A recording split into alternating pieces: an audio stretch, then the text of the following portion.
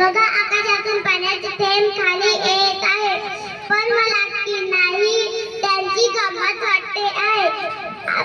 आता मी थेंबाला विचारतो की थेंबा थेंबा तू आकाशात गेलास कसा ते तू सांग. काय घंटडी काय म्हणते, तू आकाशात गेलास कसा ते तू सांग.